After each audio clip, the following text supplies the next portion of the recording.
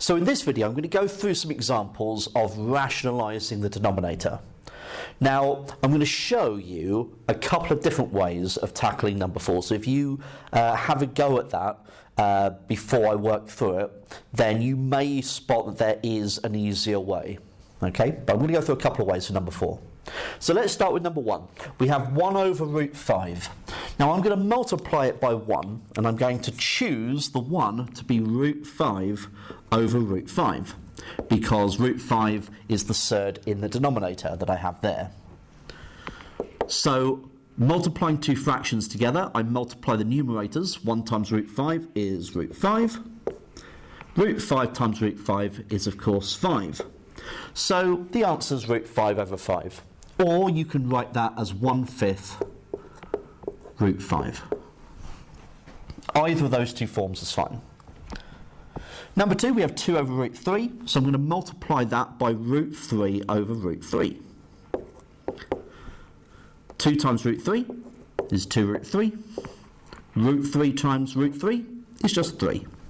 So you can write it as 2 root 3 over 3, or 2/3 root 3.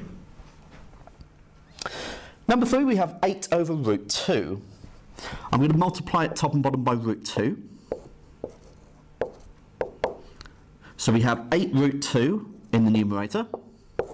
Root 2 times root 2 is, of course, 2. Now, we have 8 root 2 divided by 2. So that would be 4 root 2, because 8 over 2 is 4. So 4 root 2 is my answer. Now, you might be thinking, well, should I not write that as 4 over 1 root 2? But 4 over 1 is just 4 anyway. Number 4, we have root 6 over root 3, so I'm going to multiply that top and bottom by root 3. So this is the first way of doing it. We'll have some root 6 times root 3. Now, we know from previous experience that we can write that as the square root of 6 times 3, which is root 18.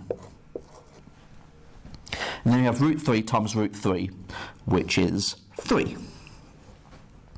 Now, square root of 18 can be simplified. Square root of 18 is the square root of 9 times 2.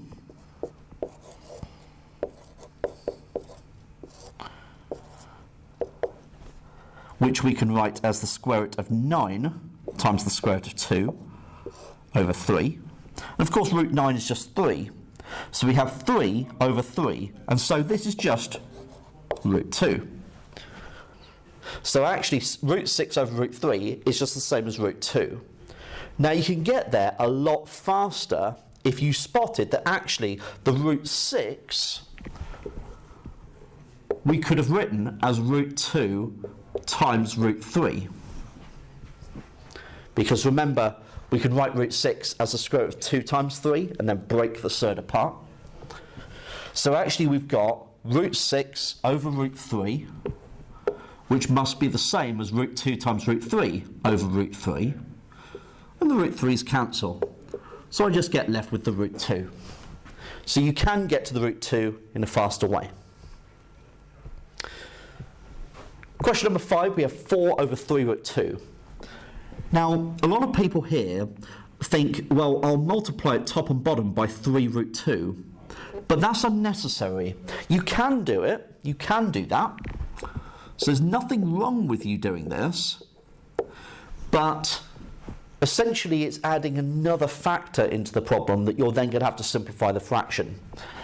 So you can just multiply top and bottom by the surd. So root 2 over root 2. So we have 4 root 2 over 3 root 2 times root 2. Now, root 2 times root 2 is just 2. So 3 times 2 is 6. And then we can simplify 4/6 to 2/3. So 2 root 2 over 3. Or 2/3 root 2. Okay? Either of those two answers is fine. And finally, number 6, we have root 8 plus root 12 over root 2. So I'm going to multiply that top and bottom by root 2.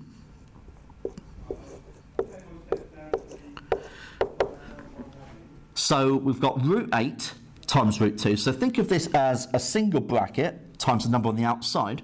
So root 2 times root 8 is the square root of 16. And then we've got root 12 times root 2, which is going to be root 24.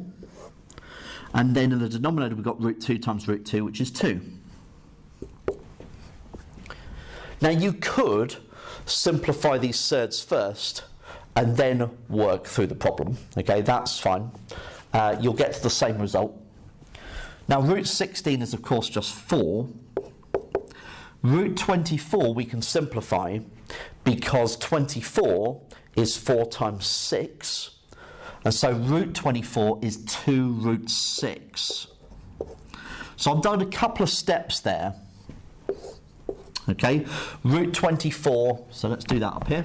Square root 24 is the square root of 4 times 6, which is your root 4 times root 6, which is 2 root 6.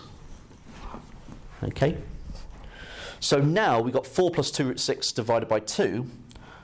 So 4 over 2 is just 2. 2 over 2 is just 1. And so we get 2 plus root 6. And that is what root 8 plus root 12 over root 2 simplifies to.